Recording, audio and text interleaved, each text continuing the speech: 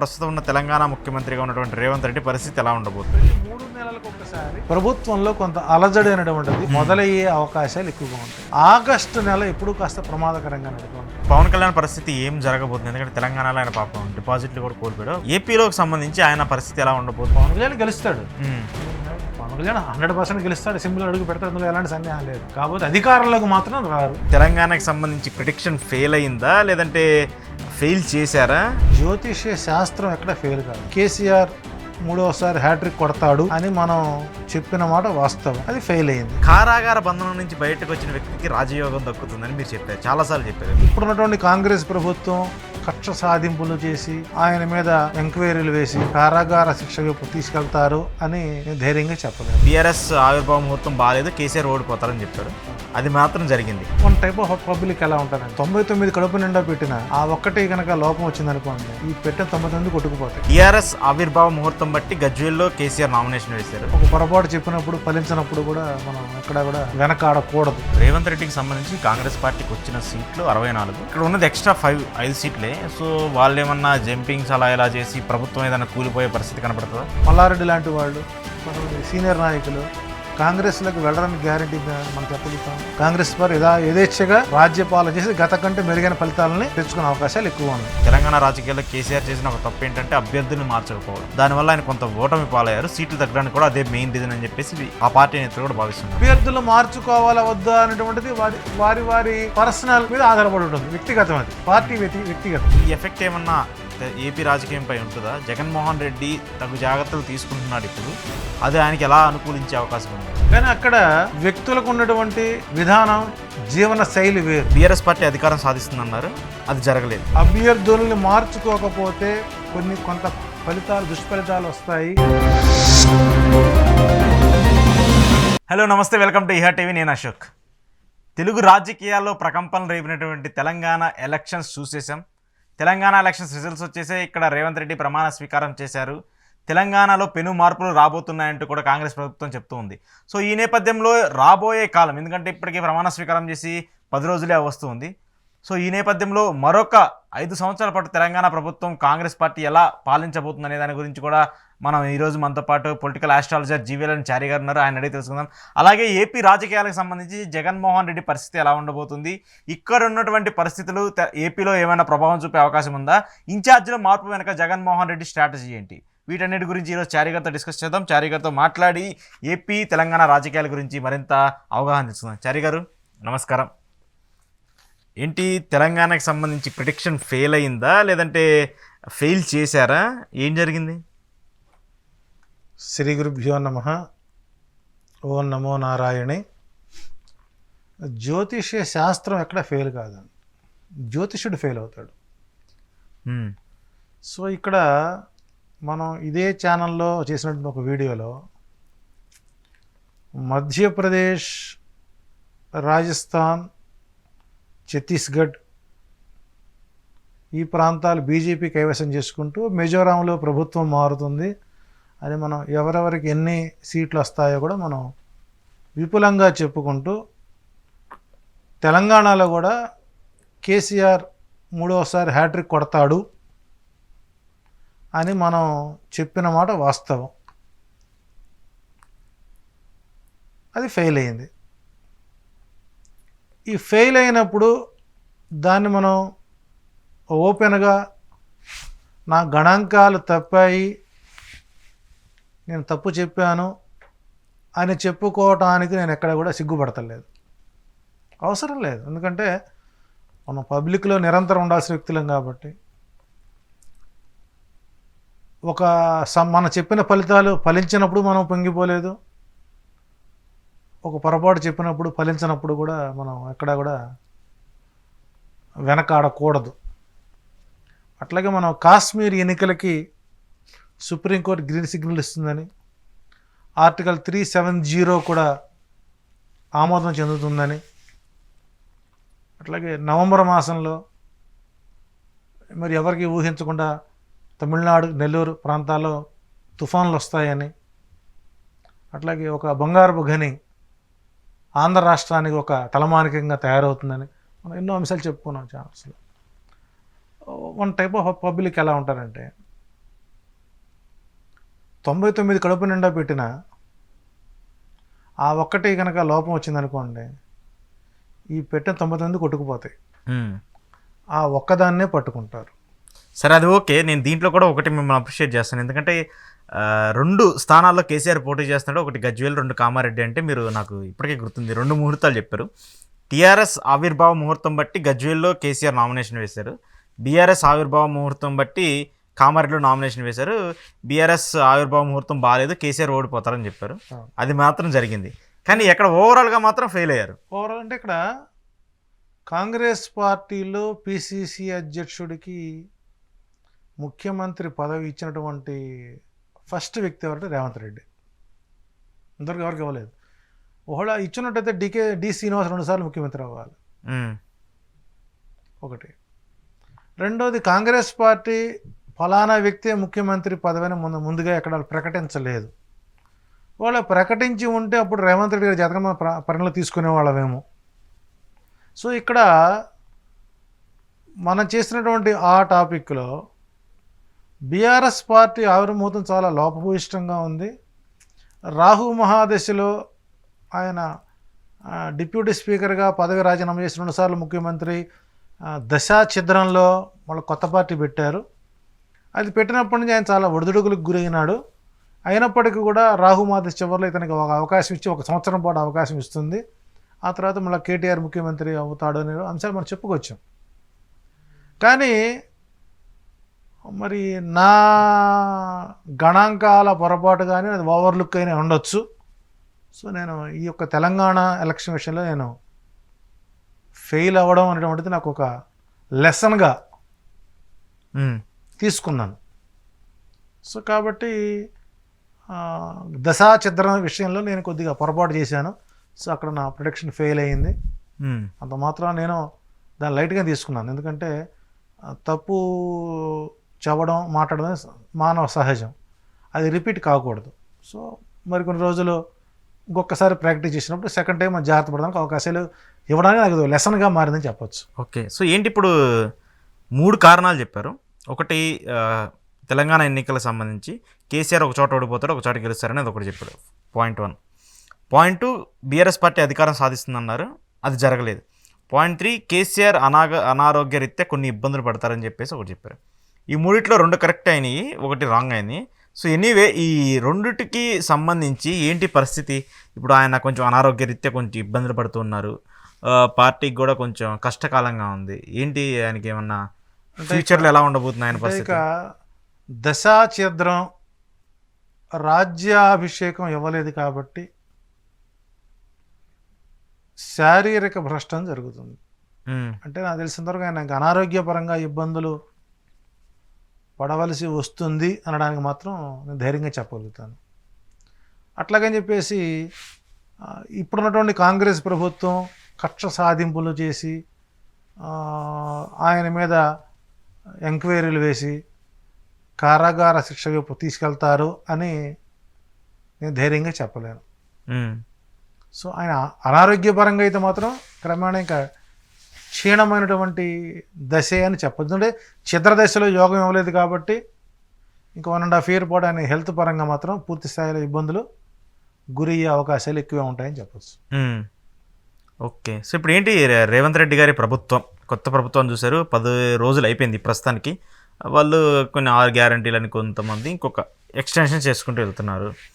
రేవంత్ రెడ్డి జాతకరీత్యా ఇంకొక పాయింట్ కూడా నాకు బాగా సర్ప్రైజింగ్ ఏంటంటే, కారాగార బంధనం నుంచి బయటకు వచ్చిన వ్యక్తికి రాజయోగం దక్కుతుందని మీరు చెప్పారు, చాలాసార్లు చెప్పారు. ఇదే ఇంటర్వ్యూలో నాతో పాటు చెప్పారు. అప్పుడు ఉన్నటువంటి జగన్మోహన్ రెడ్డి గారి జరిగింది అంటే ఒక 5 సంవత్సరాల తర్వాత 7 సంవత్సరాల తర్వాత జరుగుతుందని చెప్పేసి మీరు చెప్పారు యాజ్ మీ ప్రిడిక్షన్ ప్రకారం. సో ఏంటి ఇప్పుడు అక్కడ జగన్మోహన్ రెడ్డి జరిగింది, ఇక్కడ రేవంత్ రెడ్డి జరిగింది. చాలామందికి కేజ్రీవాల్ కానీ చాలామంది కొంతమంది కీలక నేతలు అప్పుడు అరెస్ట్ అయ్యి తర్వాత బయటకు వచ్చి ముఖ్యమంత్రులు అయ్యారు. సో ఏంటి ఈయన జాతకం ప్రకారం ప్రస్తుతం ఉన్న తెలంగాణ ముఖ్యమంత్రిగా ఉన్నటువంటి రేవంత్ రెడ్డి పరిస్థితి ఎలా ఉండబోతుంది? ఇక్కడ జ్యోతిష శాస్త్రానికి అతీతమైన గ్రహ బలం ఏదో ఆయన్ని బాగా సపోర్ట్ చేసింది. అందరూ మనం యాక్సెప్ట్ చేయాలి. ఎందుకంటే ఒక శాస్త్ర నిబద్ధత కలిగే వ్యక్తిగా కొన్ని వాస్తవాలు మనం ప్రశంసించాలి. అంటే అతీతమైన శక్తి ఏదో అతన్ని బాగా ముందుకు నడిపించింది. తద్వారా ఆయన రాజ్యాధికారాన్ని పొందగలిగాడు. ఒకటి ఒప్పుకోవాలి. రెండోది ప్రమాణ స్వీకార ముహూర్తం. ఇక్కడ 7వ తేదీ మధ్యాహ్నం 1:04 మీన లగ్నంలో భాగ్యస్థానం గురుడు, రాజ్యస్థానంలో బుధుడు బలంగా ఉన్నటువంటి ముహూర్త సమయంలో ప్రతి 3 నెలలకు ఒక్కసారి కాస్త ఓవర్ టెన్షన్స్ పొందవలసిందే. సహజంగా ఒక ఆనవాయితీ. కాంగ్రెస్ పార్టీ ఏ రాష్ట్ర ప్రభుత్వంలో ఉన్నా కూడా ఆగస్టు నెల ఎప్పుడూ కాస్త ప్రమాదకరంగా నడుతుంది. రోసీ గారి గవర్నమెంట్లో కానివ్వండి, రాజశేఖర రెడ్డి గారి గవర్నమెంట్లో కానివ్వండి, చివరిగా పనిచేసినటువంటి మన కిరణ్ కుమార్ రెడ్డి గవర్నమెంట్ కరెక్ట్గా ఆగస్టు నెలలోని అవిశ్వాస తీర్మానాలు ఇవన్నీ వస్తూ ఉంటాయి. సో అక్కడ ప్రతి 3 నెలలకు ఒక్కసారి ప్రభుత్వంలో కొంత అలజడి అనేటువంటిది మొదలయ్యే అవకాశాలు ఎక్కువగా ఉంటాయి. ఎందుకంటే బాల్యన బారసాలు అన్నప్రాసన అనేది కష్టం కాదు. ప్రస్తుతం ఆయన పాకే స్థితిలో ఉన్నాడు. నిలబడడానికి 3 నెలలు పడుతుంది. ఓకే. కాకపోతే ఇక్కడ భాగ్యస్థానంలో గురుడు, రాజస్థానంలో బుధుడు కాబట్టి ఫైనాన్షియల్ క్రైసిస్ని అధిగమించడానికి చేసేటువంటి వ్యూహాత్మకమైన ప్రణాళికల్లో రేవంత్ రెడ్డి సక్సెస్ అవుతాడు అనడానికి ఎలాంటి సందేహం లేదు. ఓకే. ఒకటి, ఇప్పుడు వారు ఇచ్చినటువంటి గ్యారంటీ పథకాల్లో ఉదాహరణకి ఆడవాళ్ళకి బస్ సౌకర్యం ఇచ్చారు. సో అది కర్ణాటకలో ఎలా ఉన్నా ఇక్కడ అలజడి అనేది ఇంకా మీద రాలేదు. ఒక పక్క నష్టాలతో నడుస్తున్నటువంటి ఆర్టీసీకి ఇది ఒక ఇబ్బందికరమైనటువంటి పరిస్థితులు అయినా, ఆర్థికంగా ఇబ్బంది పరిస్థితి అయినా ఒక కమిట్మెంట్ అనేటువంటి ఇచ్చారు కాబట్టి ఈ కమిట్మెంట్ అనేటువంటిది కొంత సాఫీగా సాగడానికి ఆ పథకం ప్రారంభించిన రోజు యొక్క లగ్నం అనుకూలంగా ఉందని చెప్పచ్చు. రెండవది, రేవంత్ రెడ్డి గవర్నమెంట్ అండ్ గతంలో మన కేసీఆర్ గారి ప్రభుత్వంలో క్లబ్బుల మీద ఎలాగైతే నిరంకుశంగా తొక్కిపారేశారో, ఉక్కుపదలు చేశారో, రేవంత్ రెడ్డి గారు తీసుకున్నటువంటి మరొక వ్యూహాత్మకమైన నిర్ణయం పబ్బుల మీద ఉక్కుపాదం మోపేటువంటి అవకాశాలు ఎక్కువగా ఉన్నాయి. ఆల్రెడీ దానికి ఒక హెచ్చరికలు ఇచ్చేట్టున్నారు. డ్రగ్స్ మీద కొద్దిగా జాగ్రత్తలు తీసుకునడం కూడా కొంత శుభ పరిణామమే. దాంతోపాటు మద్య నియంత్రణ కూడా మీద కూడా దృష్టి సారించే అవకాశాలు ఉన్నాయి. ఇంకా రాబోయేటువంటి 6 మాసాల్లో మనకు వచ్చేటువంటి పార్లమెంట్ ఎన్నికలకి పూర్తి స్థాయిలో కొంత సామర్థ్యాన్ని చూపే అవకాశాలు ఎక్కువగా ఉన్నప్పటికీ కేంద్రం తీసుకునేటువంటి ఒక వ్యూహాత్మకమైన నిర్ణయమే రేవంత్ రెడ్డి యొక్క చరిష్మాకి ఒక ప్రశ్నార్థకంగా మారే అవకాశాలు ఉన్నాయి. అంటే నా అంచనా ప్రకారం 3 రాష్ట్రాల్లో బీజేపీ వచ్చింది కాబట్టి, ఎందుకంటే నేను చెప్తాను మరి ఇక్కడ మన ఫెయిల్ అయిన కారణం ఏంటంటే కాంగ్రెస్ పార్టీ ఆవిర్భావ ముహూర్తం అనుసరించి కాంగ్రెస్ పార్టీ అభ్యర్థులు అధినేత బలంగా ఉంటే మధ్యప్రదేశ్, రాజస్థాన్, ఛత్తీస్గఢ్, మిజోరాం ఎందుకు పోతుంది? సో అక్కడ ప్రధానమంత్రి అభ్యర్థి జాతకంలో బలం లేదు. సో ఇక్కడ రేవంత్ రెడ్డి యొక్క ఓన్ చరిష్మా మీదే తీసుకొచ్చాడు. ఇక్కడ అవగాహనతోనే ముందుకు వచ్చిందని భావించవచ్చు. వన్స్ రేపు కేంద్ర ప్రభుత్వంలో బీజేపీ మరలా పట్టం కట్టిన హైదరాబాద్ని సెకండ్ క్యాపిటల్గా పెడతాము అని కనుక లోక్సభలో కనుక బిల్లు పెట్టినట్టయితే తప్పనిసరిగా మళ్ళీ ఇక్కడ కొంతమేర రేవంత్ రెడ్డి గారి చరిష్మా మీద మళ్ళా ప్రశ్నార్థకమైనటువంటి ఆలోచనలు వచ్చే పరిస్థితులు కనబడతాయి. ఓకే. సో అదొక, అంటే అది కూడా దరిదాపు నాకు తెలిసి అది కూడా రేపు ఆగస్టు నాటికి ఎలక్షన్స్ అయిపోతాయి. మనం మార్చ్, ఏప్రిల్, మే అయిపోయిన తర్వాత నెక్స్ట్ లోక్సభ పార్లమెంట్లో ఈ బిల్ కనుక పెడతామని అనౌన్స్ కనుక చేశాడు అని అంటే మళ్ళా రేవంత్ రెడ్డి గారికి కాస్త చరిష్మా మళ్ళా పునః ఆలోచన పరిస్థితి ఏర్పడుతుంది. ఓకే. సో కాబట్టి ఇక్కడ ఆర్థిక పరంగా రియల్ ఎస్టేట్ పరంగా ఒక 6 మాసాలు స్తబ్దుగా ఉండే అవకాశం ఎక్కువగా ఉంది. దాంతోపాటు ప్రభుత్వంపై పూర్తి స్థాయిలో ప్రజలు విశ్వసించి మనం ఎంచుకున్నటువంటి రాజు మనల్ని సక్రమంగా పరిపాలిస్తున్నటువంటి అవగాహన కలిగే అవకాశాలు ఉంటాయి. రెండోది, ఐటీ రంగం ఆశించినంత ఫలితంగా రాకపోవచ్చు. ఆర్థిక వనరులు సమకూర్చుకోవటంలోనే రేవంత్ రెడ్డి గారికి రోజుకి 22 గంటలు కష్టపడాల్సిన పరిస్థితి ఉంది. సో ప్రస్తుతం ఆయన కూర్చుంది ఒక ముళ్ళ కుర్చీ మీదే కూర్చున్నాడు. సమర్థవంతమైన నాయకుడిగా ఉండడానికి ఆయన గ్రస్తులు బలంగా ఉన్నాయి. అందుకు ఆయన పార్టీ ప్రమాణ స్వీకార ముహూర్తం బలంగా ఉండటం వల్ల ఆయన సమర్థవంతమైన రాజుగా గుర్తింపు తెచ్చుకోవడానికి అవకాశాలు ఎక్కువగా ఉన్నాయి. సో ఆగస్టు నెల కొంత రేవంత్ రెడ్డికి ప్రశ్నార్థకాలంగా ఉండే అవకాశాలు ఎక్కువగా ఉన్నాయి.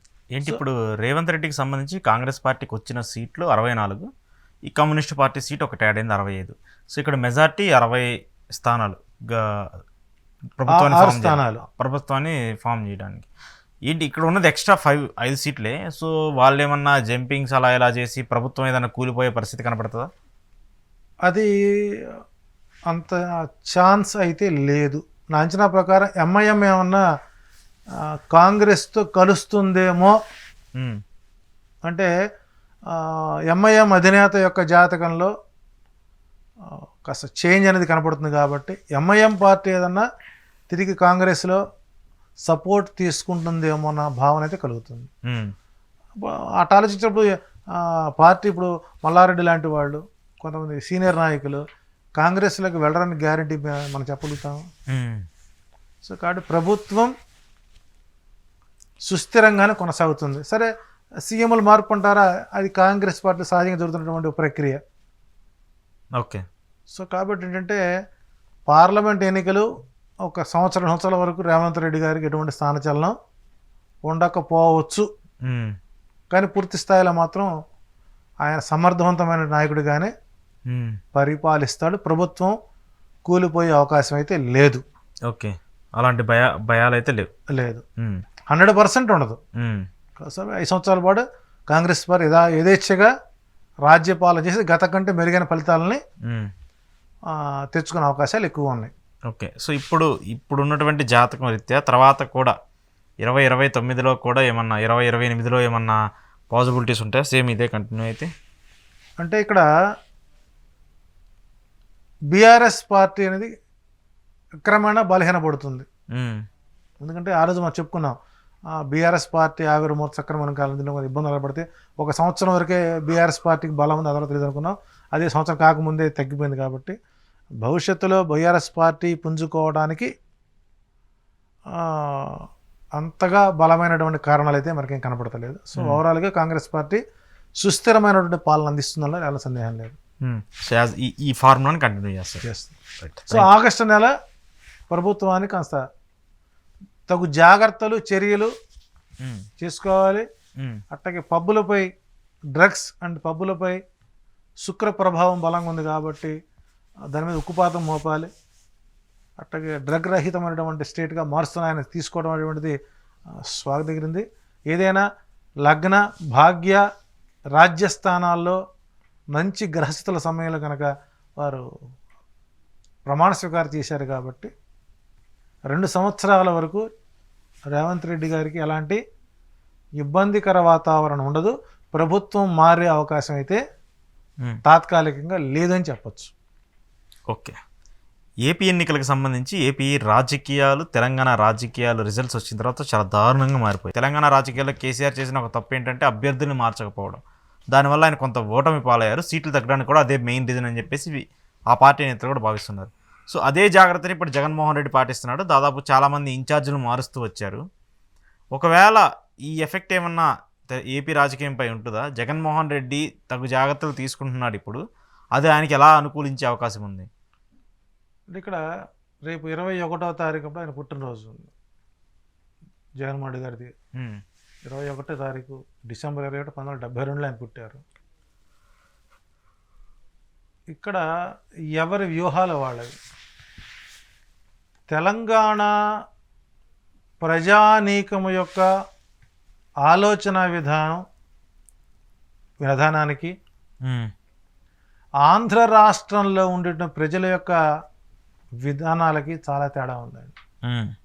ఇక్కడ నిరంకుశత్వాన్ని భరించలేని వ్యక్తులు ఇక్కడ ఎక్కువ ఉంటారు.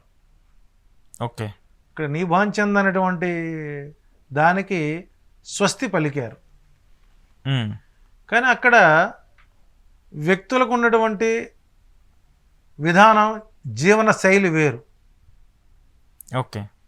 కాబట్టి ఇక్కడ ప్రతి రాజకీయ నాయకుడు తాను విజయం సాధించడానికి ఏవైతే మార్గసూచికాలు ఉన్నాయో, వ్యూహాలు ఉన్నాయో వారి ప్రకారం మార్చుకుంటారు అనడం ఎలాంటి సందేహం లేదు.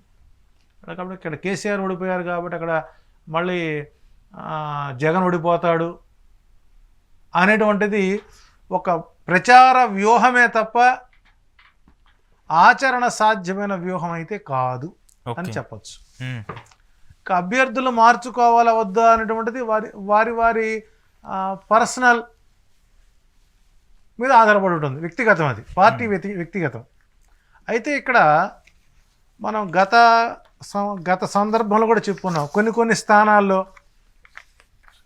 అభ్యర్థుల్ని మార్చుకోకపోతే కొంత దుష్ఫలితాలు వస్తాయి, అట్టగా మార్చుకోవడం ఎంతైనా అవసరం అని మనం గత వీడియోల్లో కొన్ని స్థానాల పేర్లు కూడా మనం చెప్పుకున్నాం. అవును. ఉదాహరణకు మనకు దర్శి ఒకటి చెప్పాం, దానికి అతను ఇన్ఛార్జిని మార్చుకున్నారు.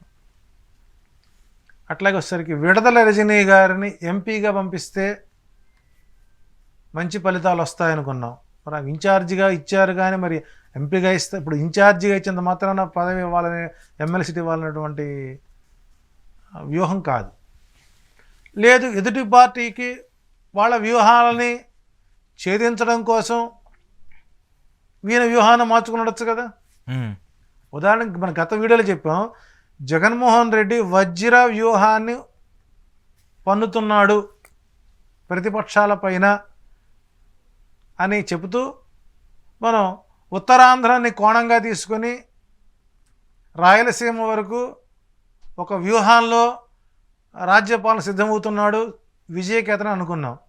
సో ప్రస్తుతం ఆయన చేస్తున్నటువంటి విజయకేతనంలో చేసేటువంటి వజ్ర వ్యూహం, వజ్రం ఏ రకంగా అయితే తన రూపాన్ని ఉందో ఆ రూపంలోకి ఆయన తన వ్యూహాలను తీసుకుని వస్తూ వ్యూహకర్తలందరినీ పక్కన పెట్టి సొంత ఏజెండాతో తాను గ్రౌండ్ రిపోర్ట్లు తెప్పించుకొని చేసేటువంటి ఒక అద్భుతమైనటువంటి మార్పు అనేటువంటిది స్వాగతించదగిందైనా, సహజంగా తనకు సీటు రాదనుకున్నప్పుడు అవతలవాడు కాస్త వ్యతిరేకం అవడం సహజం. అది ప్రతి పార్టీలోనూ ఉంటుంది, ప్రతి దేశంలోనూ ఉంటుంది. సో ఇక్కడ మనం ట్రెండ్ని పరిశీలన చేసుకోకుండా గతంలో మనం చెప్పినట్లు ఇప్పుడున్నటువంటి 175 సీట్లలో 60 నుంచి 70 సీట్లు కనుక మార్చుకోకపోతే నేను చెప్పినటువంటి 107 సీట్లు రావడం కష్టమవుతుంది. ఓకే. సో నేను ఇప్పుడు ఒకటే మాట మీద ఉన్నా, 107 సీట్లతో వైసీపీ రావడం అధికారం ఉంది అంటే 75 సీట్లు మనకు కోల్పోతుంది, సుమారు 72 సీట్లు కోల్పోతుంది. సో కాబట్టి ఏ ప్రాంతాల్లో ఆయన క్యాండిడేట్స్ని చేంజ్ చేసుకుంటే బాగుంటుందన్నప్పుడు చిత్తూరు జిల్లాలో మనం సుమారు 2 నుంచి 3 మార్చాల్సిన పరిస్థితి ఉంది. ఓకే. మన చిత్తూరు జిల్లాలో మనం ప్రధానంగా మార్చాల్సింది తిరుపతి ఒకటి, తర్వాత వచ్చేసరికి నగరి, మరొకటిసరికి తంబళపల్లి. ఈ 3లో 2 తప్పనిసరిగా మార్చుకోగలిగితే అక్కడ మనకు అవకాశాలు ఎక్కువగా ఉంటాయి. అట్లాగే అనంతపురం జిల్లాలో వచ్చేసరికి 3 నుంచి 4 స్థానాలు మార్చుకోవాలి. ఓకే. అంటే నేను గతంలో చెప్పినటువంటి సర్వే కనుక మనం ఒకసారి తీసుకున్నట్లయితే, ఒక్క నిమిషం, ఇప్పుడు గతంలో మన ఇచ్చిన సర్వేలో వ్యూహాత్మకంగా ఏమేమి మార్చవచ్చు అన్నదాన్ని మనం ఒకసారి పరిశీలించినట్లయితే అనంతపురం జిల్లాలో గుంతకల్ ఒకటి, సింగనమల ఎస్సీ కాన్స్టిట్యూషన్. సో ఇప్పుడున్నటువంటి అభ్యర్థిని కాగా అక్కడ వేరే చోట రిస్టోర్ చేసుకుంటూ సింగనమల, గుంతకల్, కళ్యాణదుర్గం ఈ మూడిట్లో 1 నుంచి 2 స్థానాలు మార్చుకోవడం వల్ల మంచి ఫలితాలు రావడానికి అవకాశాలు ఉన్నాయి. ఓకే. ఇక నంద్యాల పార్లమెంటు చూసినట్లయితే పుట్టపర్తి మార్చాల్సిన అవసరం అయితే ఉండదు. రెండోది హిందూపురం, పెనుగొండ, మడకశిర ఇది టైట్ సీట్లు ఇవి. సో ఇక్కడ కొంత మార్పు చేసుకోవాల్సిన అవసరం ఎంతైనా ఉన్నది. అట్లాగే కర్నూలు జిల్లాకు వచ్చేసరికి మనకు 5 స్థానాలు మనం మార్చుకోవాలి. ఈ 5 స్థానాలు చూసినట్లయితే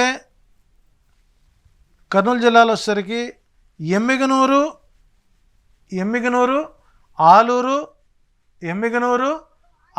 ఆలూరు, మంత్రాలయం ఈ 3 స్థానాలు కూడా బలవంతంగా అంటే కంపల్సరీగా మార్చాల్సిన పరిస్థితి ఉంది. ఎమ్మిగనూరు, మంత్రాలయం, ఆలూరు ఈ స్థానాలు మార్చుకోవాల్సిన అవసరం ఉంది. అక్కడ క్యాండిడేట్లు కొద్దిగా పరిశీలించుకోవాల్సిన అవసరం ఉంది. అంటే కడప జిల్లాకు వచ్చేసరికి జమ్మలమడుగు, కమలాపురం అని చెబుతున్నారు. దాంతోపాటు మైదుకూరు కూడా కొంత టైట్ అయ్యే అవకాశం ఉంది. కమలాపురం టోటల్ చేంజ్ చేసుకోవాలి. మైదుకూరు, జమ్మలమడుగు సో 3 స్థానాలు కడపలో మార్చుకోవాల్సిన అవసరం ఉంది. అట్లాగే రాజంపేట పార్లమెంటుకు వచ్చేసరికి మదనపల్లి, తంబళపల్లి, రాజంపేట గతంలో మనకు టీడీపీ నుంచి వచ్చి గెలిచిన క్యాండిడేట్. సో అక్కడ కొంత మార్చడం అవసరం ఉంది. అట్లాగే వచ్చేసరికి చిత్తూరు, తిరుపతికి వచ్చేసరికి మళ్ళీ 3 స్థానాల్లోంచి 2 కంపల్సరీగా మార్చుకోవాల్సిన ప్రాంతాలు ఏమేనంటే తిరుపతి, గూడూరు, నెల్లూరు సిటీ తిరుపతి, గూడూరు, సత్యవేడు, గంగాధర నెల్లూరు. అక్కడ చిత్తూరు జిల్లాలో వచ్చేసరికి 2 నుంచి 3 మార్చాల్సి వస్తుంది. తిరుపతి వచ్చేసరికి 2 సీట్లు మార్చాల్సి వస్తుంది. నెల్లూరు సిటీ, నెల్లూరు రూరల్ మళ్ళీ వైసీపీ అవకాశం. నెల్లూరు సిటీ టైట్ అవుతుంది. నెల్లూరు సిటీలో నెల్లూరు పార్లమెంట్లో 3 సీట్లు మార్చి వస్తుంది. ఒంగోలు 5, ఆ ఒంగోలు 5లో మనకు ఒంగోలు టౌన్ వైసీపీ టైట్ అవుతుంది. వైసీపీ టైట్ అంటే అక్కడ బాలినేని శ్రీనివాసరెడ్డి టైట్ అవుతుంది ఒంగోలు టౌన్. ఓకే. సంతనూతలపాడు గెలిచే సీటు, అందులో ఎలాంటి సంబంధం ఆల్రెడీ ఛార్జీని మార్చారు. దర్శి వచ్చేసరికి ఆల్రెడీ బూచేపల్లి శివప్రసాద్కి చెప్పేసి ఉన్నారు. కొండేపి ఆదిమూల సురేష్ అక్కడ టైట్ అవుతుంది. ఆయన కూడా చేంజ్ చేశారు. కొండేపి ఆల్రెడీ టైట్, ఆ టైట్లో తీసుకెళ్ళి టైట్ని పడేశారు. ఓకే. అట్లాగే వచ్చేసరికి బాపట్ల నియోజకవర్గం, బాపట్ల టౌనే కష్టం. బాపట్లో ఉన్నటువంటి ఇప్పుడు కోన రఘుపతి గారిని కనుక వేరే చోట రిస్టోర్ చేస్తే మాత్రం బాపట్ల కనుక రెడ్డి కమ్యూనిటీలో ఎవరికి ఇచ్చినా కూడా బాపట్ల గెలవడానికి అవకాశం ఉంటుంది. ఓకే. అట్లాగే బాపట్ల పర్చూరు ఉంది. పర్చూరు మనకు ఇప్పుడు ఆయన కృష్ణమోహన్, దగ్గుపాటి వెంకటేశ్వరరావు గారికి గతంలో చేశాడు, ఓడిపోయినాడు. ఇప్పుడు అక్కడ ఆమంచి కృష్ణమోహన్, అక్కడ ఆమంచి కృష్ణమోహన్ రైటే, గెలుపు కష్టం. సో అక్కడ ఆమంచి కృష్ణమోహన్ కాకుండా సేమ్ అదే కమ్యూనిటీ సంబంధించిన స్థానికుడికి గనక ఇవ్వగలిగితే తప్పనిసరిగా సీటు వైసీపీ అకౌంట్లోకి వచ్చే అవకాశాలు ఉన్నాయి. సో ఆమంచి కృష్ణమోహన్ అనేటువంటిది అక్కడ పూర్తి స్థాయిలో సక్సెస్ కాడు అని చెప్పొచ్చు, ధైర్యంగా చెప్పొచ్చు. దాంతోపాటు వచ్చేసరికి అద్దంకి సరే మార్చుకొచ్చారు. ఆ తర్వాత వచ్చేసరికి నరసరావుపేటకు వచ్చేసరికి సత్తెనపల్లి కంపల్సరీ క్యాండిడేట్ మార్చుకో. అంబటి రాంబాబు గారు అక్కడ గెలుస్తాడని మాత్రం ధైర్యంగా చెప్పలేను. ఓకే. టైట్ సత్తెనపల్లి. చిలకలూరుపేటలో ఆల్రెడీ విడదల రజని తీసుకెళ్ళి ఇంకో చోట పెట్టుకొచ్చారు. సో గెలిచే చిలకలూరుపేటను విడదల రజని మార్చే కంటే ఆమెను ఇక్కడ కొనసాగిస్తే చిలకలూరుపేట కూడా వచ్చే అవకాశాలు ఎక్కువ ఉన్నాయి. ఓకే. అట్లాగే వస్తే నరసరావుపేట వస్తే అది గుంటూరు ఈస్ట్, గుంటూరు 2 ఉంది, మన మద్దాళగిరి. మరి మద్దాళగిరికి గెలిచేటువంటి సీట్ అది. మరి అక్కడ వ్యూహాత్మక మధ్యన అర్థం కావట్లేదు. అట్లాగే గుంటూరు టౌన్స్ అర్బన్ ఉన్నాయి, కొన్ని గుంటూరు జిల్లా కొన్ని ఉన్నాయి. గుంటూరు జిల్లా వేమూరు ఒకటి, సరే వేమూరు క్యాండిడేట్ మార్చారు. తెనాలి. ఇట్లా గుంటూరు జిల్లా గుంటూరు పార్లమెంట్లో 3 నుంచి 4 సీట్లు మార్చుకోవాల్సిన పరిస్థితి ఉంది. అట్లా విజయవాడ పార్లమెంట్కి వచ్చేసరికి 3 నుంచి 4 మార్చాల్సింది. ఉదాహరణకి విజయవాడ పశ్చిమ నియోజకవర్గం గతంలో వెల్లంపల్లి శ్రీనివాసు, అవును, అక్కడ మార్పు అవసరం. విజయవాడ సెంట్రల్ మార్పాలి. విజయవాడ తూర్పు టైటు, పెనమలూరు టైటు. సో కాబట్టి అక్కడ బలమైనటువంటి ప్రత్యర్థులు పెట్టుకోవాల్సిన అవసరం ఉంది. అట్లాగే ఒకసారి ఏలూరు వచ్చేసరికి ఏలూరు టౌన్ గతంలో వాళ్ళ నానే చేశాడు. తాడేపల్లి, ఏలూరు, దెందులూరు, చింతలపూడి మార్చాల్సిన అవసరం ఉంది. నరసాపురం 2, అందులో తాడేపల్లిగూడెం ఒకటి ప్రధానంగా జనసేనకి వెళ్ళే అవకాశం ఉంది అక్కడ. ఓకే. వాళ్ళ అయినట్టయితే. సో నరసాపురం. రాజమండ్రి వచ్చేసరికి 1, తర్వాత వచ్చేసరికి అమలాపురం వచ్చేసరికి 2 నుంచి 3. అమలాపురం వైసీపీ రాదు, కష్టం అది. ఓకే. కాకినాడ రూరల్ అభ్యర్థిని మార్చుకోవాలి అట్లా వెళ్ళినప్పుడు. అట్లా కాకినాడ నుంచి 2 నుంచి 3 మార్చుకోవాల్సిన అవసరం ఉంది. అట్లా ఉమ్మడి విశాఖపట్నం వచ్చేసరికి సుమారు 7 నుంచి 8 మందిని మార్చుకోవాల్సి వస్తుంది. ఉమ్మడి విశాఖపట్నం. ఉమ్మడి విజయనగరం వచ్చేసరికి 1 నుంచి 2. అట్లా శ్రీకాకుళం జిల్లా వచ్చేసరికి 2 నుంచి 3. ఇట్లా సుమారు 50 నుంచి 60 సీట్లు బలమైన ప్రత్యర్థులను నింపి ఒక వ్యూహాత్మకంగా వెళ్ళకపోయినట్లయితే మాత్రం అంటే గెలుపు అనేటువంటిది సాధ్యమైనప్పటికీ పరువు కాపాడుకోవడం కోసం, సీట్లను పెంచుకోవడం కోసం కాస్త వైసీపీ శ్రమించాల్సినటువంటి పరిస్థితి ఉంది. ఓవరాల్ చూసినట్లయితే మేదిని ప్రకారం రూరల్ మొత్తము వైసీపీకి అవకాశాలు ఉన్నాయి. అర్బన్లో 60-40గా ఉంటుంది. ఏది ఏమైనా సరే ఒక 69 నుంచి 70 సీట్లు వైసీపీ కోల్పోవలసి రాక తప్పదు. అట్లాగని చెప్పేసి ప్రతి నాయకుడు నేను గెలుస్తానని ఓవర్ కాన్ఫిడెన్స్ ఉండకుండా నియోజకవర్గ ప్రజలతో మమేకమై ఉండగలిగితే తప్పనిసరిగా రాజ్యాధికారం వైసీపీకి రావడానికి అవకాశం ఉంది. 47.3 లేదా 46.5 ఓట్ షేర్తో వైసీపీ ప్రభుత్వమే గట్టెక్కే అవకాశాలు ఎక్కువ ఉంది. ఓకే. అంటే మీరు చెప్పే ప్రకారం జస్ట్ ఎక్కువ గ్యాప్ లేదు, ఒక 3 to 4% మాత్రమే అంతే. అది కూడా అంటే ఒక 30-40 సీట్లు అతి తక్కువ మెజారిటీతో గెలిచే అవకాశాలు ఎక్కువ ఉంటాయి. ఎడ్జ్లో బయటపడతాయి. 2000, 3000, 1500. అంటే చివరికి ఎలక్షన్ రోజు చివరి దాకా అవిశ్రాంతంగా తిరిగినటువంటి శ్రామికుడు మాత్రమే. అంటే ఇక్కడ జగన్మోహన్ రెడ్డి చేర్చుకున్నటువంటిది కేవలం 90% ఉంటుందండి. మిగిలిన 10% కంటెస్టెడ్ మీద ఆధారపడుతుంది. కాబట్టి 60 నుంచి 70 మందిని మార్చడం అది వ్యూహానికి సవాలుగానే చెప్పాలి. అది ఓటమి కోసం చేసేటువంటి వ్యూహం కాదు, గెలుపు కోసం చేసేటువంటి వ్యూహంగానే పరిణిత మరొకటి కాదని మనం ధైర్యంగా చెప్పచ్చు. నాకు ఒక డౌట్ ఏంటంటే ఇక్కడ మంత్రులకు కూడా సగానికి సగం మందిని మార్చాలి అన్న ఒక ప్రతిపాదన ఉంది. సో ఈ నేపథ్యంలో జగన్మోహన్ రెడ్డి వాళ్ళని మారిస్తే కొంత ఇబ్బందికర పరిస్థితులు ఏమైనా ఉంటాయా?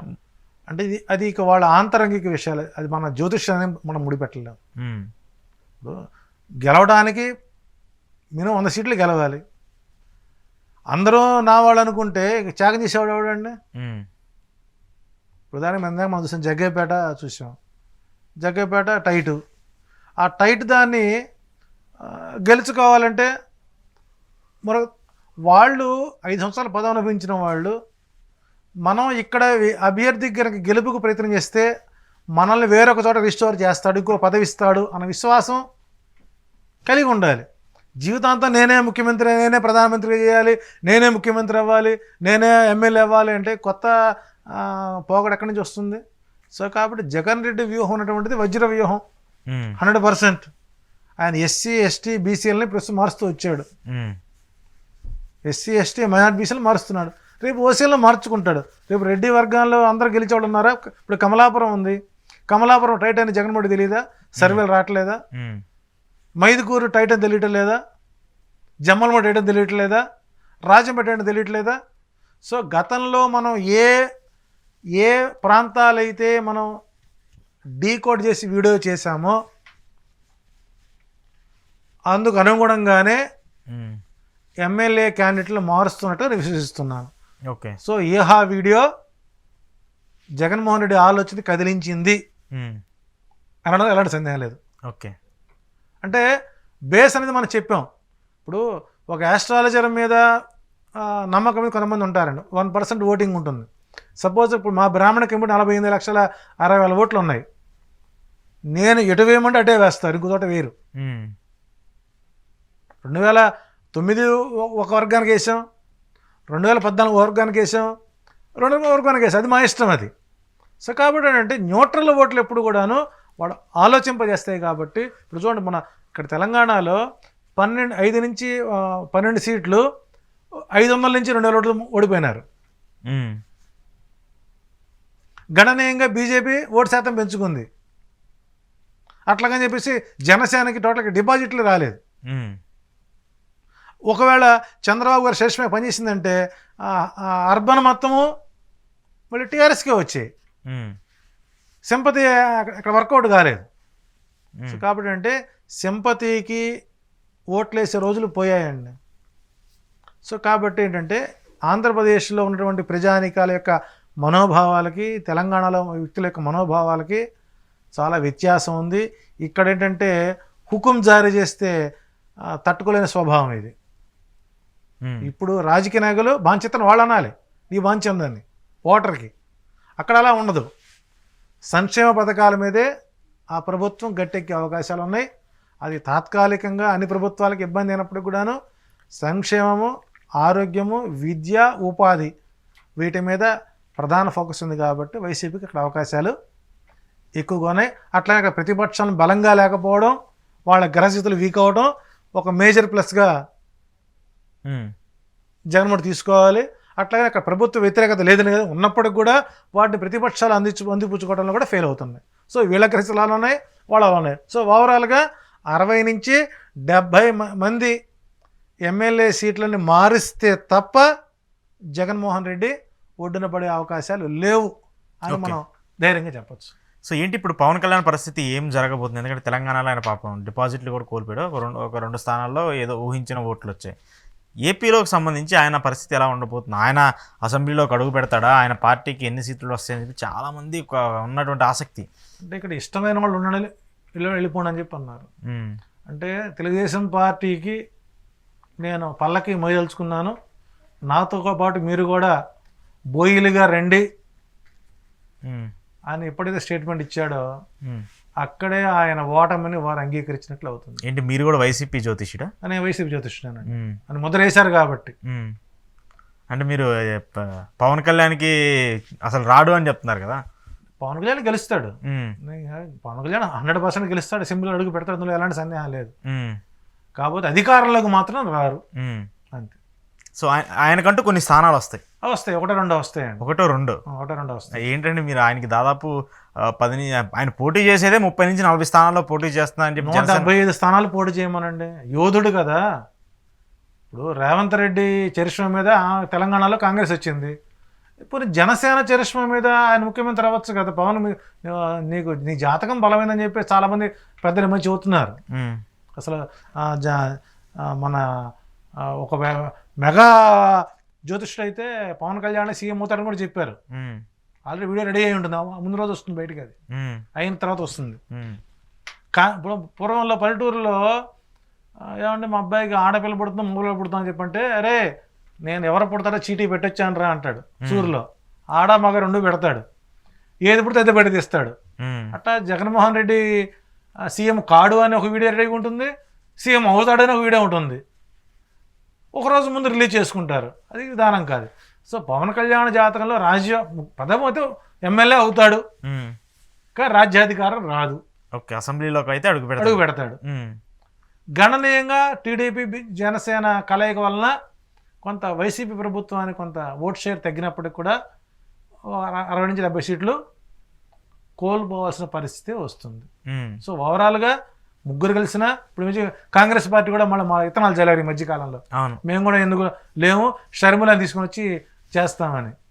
ఎవరు వచ్చినా ఈ టరం తిరిగి మరలా మహిళలు, యువత, వృద్ధులు వాళ్ళందరూ కూడా జగన్మోహన్ రెడ్డికి ఓటేయడానికి సిద్ధంగా ఉంటారు.